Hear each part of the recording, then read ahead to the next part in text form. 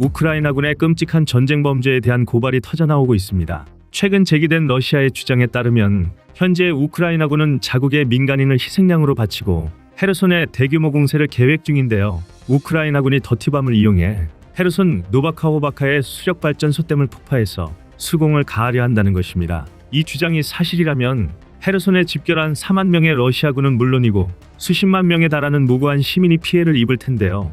더군다나 더티밤은 재래식 무기의 방사성 물질을 가득 채운 폭발물로서 헤르손 전체를 수십 년 동안이나 사람이 살 수 없는 오염 지역으로 만들 것입니다. 실제로 미국 과학자연맹 FAS에 따르면 방사성 물질인 코발트 69g이 TNT 5kg과 함께 맨해튼에서 폭발한다면 뉴욕시 전체가 거주불능 지역으로 변해버릴 것이라 경고했는데요. 대한민국에 비유하자면 여의도에서 불과 5kg 남짓한 더티밤이 폭발하는 것만으로도 서울시 전체가 방사능에 오염된 생지옥으로 뒤바뀌는 것입니다. 상상만 해도 끔찍한데요. 만약 정말로 우크라이나가 더티밤을 이용해 노바카호바카 댐을 폭파한다면 제 손으로 영원히 씻지 못할 죄를 짓는 꼴입니다. 러시아의 침공이 아무리 부도덕하고 전쟁에서 우크라이나가 얼마나 빨리 승리하든 국제사회에서 전범국이라는 낙인은 벗지 못할 텐데요.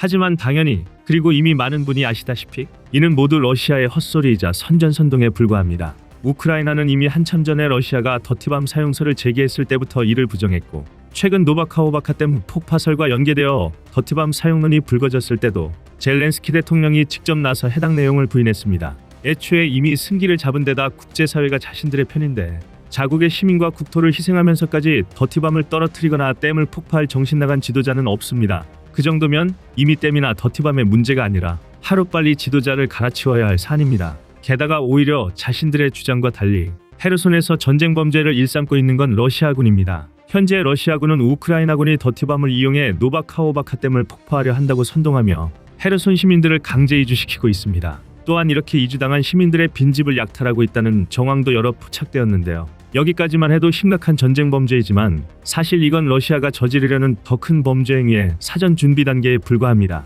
일례로 최근 헤르손시에 접한 드네프르강 연안에서는 이상한 장면이 목격되고 있는데요. 러시아군이 정박된 민간인 보트를 제 손으로 침몰시키고 있는 모습입니다. 어떻게든 테러를 구축해도 모자란 마당에 제 손으로 배수진을 치고 있는 건데요. 정상적인 시각으로는 도저히 이해할 수 없는 행동입니다. 그런데 군사 전문가들의 생각은 다릅니다. 앞서 말한 러시아의 터무니없는 선전선동과 지금 러시아군의 행동을 결부해서 되려 확실한 목적이 있다고 분석하고 있습니다. 바로 러시아군 지휘부에서 이미 패배를 직감하고 아주 비열한 대비책을 강구하고 있다는 것입니다. 그리고 노바카호바카 댐 폭파설은 이에 대한 변명이라는 것인데요. 이를 설명하기 위해선 왜 우크라이나군이 헤르손시 탈환에 나서지 않고 대치만 이어가고 있는지 알아야 합니다. 우선 우크라이나군은 라스푸티차로 진창이 된 도로가 굳기를 기다리고 있습니다. 그리고 조금씩 병력이 증원되는 반면 보급 상황은 점점 나빠져가는 러시아군이 지치기를 기다리고 있는데요. 우크라이나군은 러시아군이 난방에 사용할 연료마저 모자라서 추위에 허덕일 겨울을 기다리고 있는 것입니다. 그리고 그때 일순간에 병력을 휘몰아쳐 약해질 대로 약해진 러시아군을 단숨에 소탕할 계획입니다. 현재 헤르손을 점령한 러시아군의 상황으로는 절대 이 공세를 막을 수 없을 텐데요. 하지만 그 타이밍에 러시아군 지휘부는 노바카호바카 댐을 폭파해 우크라이나군에게 역으로 수공을 가할 확률이 대단히 높습니다. 즉 이미 패배가 확실한 자국의 군대를 미끼로 내몰고 헤르손 탈환에 나선 우크라이나 정예군을 전멸시키겠다는 건데요. 여기까지만 보면 아무리 러시아군 지휘부가 막장의 끝을 달린다고 하더라도 지나친 확대 해석이라고 생각하실 수도 있습니다. 그러나 우크라이나군이 더티밤으로 노바카호바카 댐을 폭파하려는 선동부터가 이미 역수공 계획의 밑밥입니다. 러시아군이 제 손으로 댐을 폭파하고 이에 대한 책임을 우크라이나군에게 전가하려는 짓인데요. 더구나 더티밤을 사용했다는 핑계로 핵무기 사용을 더 적극적으로 주장할 수 있게 되니 이미 전쟁을 통한 이득 챙기기에 바쁜 러시아군 지휘부와 푸틴 입장에서는 일거양득의 계획입니다.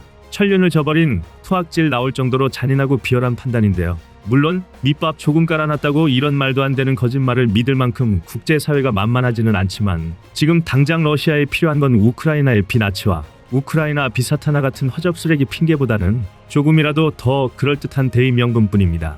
그리고 러시아군 지휘부는 이를 위해 어떠한 희생도 치를 각오가 되어 있습니다. 그리고 일반적으로 예상하는 것보다 이런 정치 선동은 우크라이나에 심각한 타격을 줄 수도 있습니다. 유감스러운 사실이지만 우크라이나라고 명명백백하고 깨끗하게만 전쟁을 수행하고 있는 게 아니기 때문인데요. 특히 이미 우크라이나는 집속탄 사용 정황이 포착되면서 국제사회와 여러 인권단체에 용납할 수 없다, 어느 쪽이든 집속탄 사용은 비난받아야 마땅하다 라며 강력한 질타를 받은 적이 있습니다. 심지어 일각에서는 전쟁이 끝나고 우크라이나에도 집속탄 사용에 대한 책임을 물어야 한다고 주장할 정도인데요. 그도 그럴 게 집속탄은 유엔에서 비준한 국제 금지 협약 무기입니다. 그러니 우크라이나도 집속탄을 사용할 시 국제적인 비난이 이어질 것이라 예상했을 텐데요. 하지만 그럼에도 우크라이나는 집속탄을 사용할 수밖에 없었을 것입니다. 아이러니하게도 집속탄이 금지된 건 그 효과가 너무 강력했기 때문입니다. 클러스터탄 또는 확산탄 등으로도 불리는 집속탄은 간단히 설명해 추진체 역할을 하는 모탄에 수십 수백 개의 자탄을 넣은 폭탄 또는 미사일을 말합니다. 폭탄으로 이루어진 싼탄을 생각하면 이해하기 쉬운데요. 그러나 이 자탄 하나하나의 위력이 쌍방경만 15m에 달하는 수류탄과 비슷하거나 훨씬 상회한다는 걸 생각하면 화력면에서는 싼탄과 비교할 수준이 아닙니다. 오죽하면 집속탄의 쌍 범위를 축구장 단위로 표현할 정도인데요. 또한 대기갑 집속탄의 경우 모탄 내부에 전차 상부 장갑을 파괴할 수 있는 폭발형 관통자 EFP를 잔뜩 탑재해서 부대 단위의 전차, 장갑차, 자주포 등의 기갑 장비를 단숨에 무력화시킬 수 있습니다. 다른 건 몰라도 화력만큼은 확실한 무기인데요. 집속탄이 문제되는 부분은 불발률입니다. 일례로 베트남 전쟁에서 미군이 사용한 집속탄은 무려 30%가 불발을 일으켰습니다. 집속탄 한 발에 100개의 자탄이 탑재된다 치면 그중 30개가 불발이 된 건데요. 그런데 미군은 베트콩의 물자보급로였던 라오스에 9년간 무려 200만 톤의 집속탄을 투하했습니다. 베트남에 미군이 투입된 9년 동안 60만 번, 8분에 1번꼴로 집속탄을 투하한 셈입니다. 이를 자탄의 개수로 치환하면 무려 3억 개에 달하는데요. 앞서 말한 대로 불량률이 30%에 달했으니 이 중 9천만 개가 불발탄으로 라오스에 남겨진 것입니다. 물론 당시 미국은 이런 피해를 예상하지 못했겠지만 결과적으로 라오스는 47년이 지난 지금도 매년 50여 명이 자탄의 폭발에 휘말리고 있습니다. 미국도 이를 보상하기 위해 오바마 전 대통령 재임 기간 약 1283억 원이 넘는 금액을 지원했는데요. 외국의 사례이긴 하지만 집속탄이 얼마나 위험한 무기인지는 확실히 알 수 있는 반응입니다. 그리고 실제로 이런 문제 때문에 2008년 국제사회는 집속탄의 생산과 이동, 사용, 비축을 금지하는 협약을 체결했습니다. 그리고 현재 120개국이 이 집속탄 금지 협약에 동참하고 있는데요. 그러나 모든 나라가 이 협약에 동참한 것은 아닙니다. 일례로 러시아와 우크라이나 그리고 미국은 이에 동참하지 않았습니다. 그리고 놀랍게도 대한민국 또한 협약에 서명하지 않았고 심지어 세계 2위의 집속탄 생산국이기도 한데요. 여기에는 어쩔 수 없는 이유가 있습니다. 바로 북한입니다. 당연히 민간인 피해 위험이 있는 집속탄은 사용하지 않는 게 바람직하겠지만 이는 지구상 최악의 국가와 국경을 접하지 않은 나라들이나 할 수 있는 이상론에 불과합니다. 한국은 당장 내일이라도 128만 명에 달하는 상비군과 3,500대 이상의 주력전차, 2,500대 이상의 장갑차, 21,600대 이상의 야포와 자주포를 보유한 북한과 전면전을 치를 가능성이 존재합니다. 북한이 보유한 기갑 장비 중 몇 개나 제대로 작동할 수 있는지 모르는 데다 질적인 면에서 한국이 압도적으로 우세하지만 어마어마한 물량만큼은 절대 무시할 수 없는 위협입니다. 게다가 북한에 이어 물량만으로 따지면 세계 최대의 군사대국인 중국까지 상대해야 하는 입장에서 집속탄은 생명줄이나 마찬가지입니다. 더구나 산악지형이 대다수인 한반도의 특성상 집속탄만큼 넓은 반경을 효율적으로 제압할 수 있는 무기체계는 없습니다. 그래서 한국이 온갖 국제적인 압박을 견디면서도 수많은 집속탄을 생산하고 또 보유하고 있는 건데요. 일례로 K9 자주포 등에서 발사할 수 있는 K305 DPICM은 불발률 5% 이하의 자탄 88개를 탑재하고 있습니다. 각 자탄의 화약량은 31g으로 단 한 발의 포탄으로 무려 3,209제곱미터를 제압할 수 있습니다. 게다가 K305 DPICM의 개량형인 K310 DPICM BB의 경우 불발률 2.8% 이하, 화약량 43g의 자탄 43개를 탑재하고 있는데요.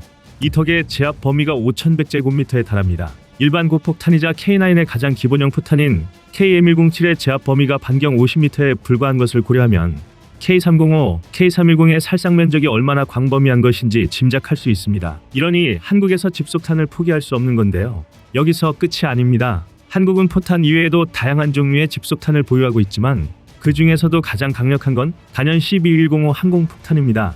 최첨단 집속탄이라고 할 수 있는 12105는 10개의 자탄에서 각 4개씩 EFP 탄두가 추가로 분리됩니다. 그리고 탄두는 적의 기갑 장비나 차량 등의 열을 자동으로 추적해서 상부 장갑을 아주 효과적으로 파괴할 수 있습니다. 즉 이론상으로는 한 발의 12105로 40대의 기갑 장비를 동시에 파괴할 수 있는 것입니다. 그리고 열 추적 방식으로 기갑 장비의 상부만 집중 타격할 수 있어서 부수적인 피해도 거의 없습니다. 대한민국의 안보 상황을 고려하면 가장 효율 좋은 집속탄이라고 할 수 있습니다. 이처럼 집속탄은 국제 금지 무기라고 무작정 사용하지 않을 무기가 아니라 필요하다면 전략적 판단하에 사용할 수밖에 없는 무기입니다.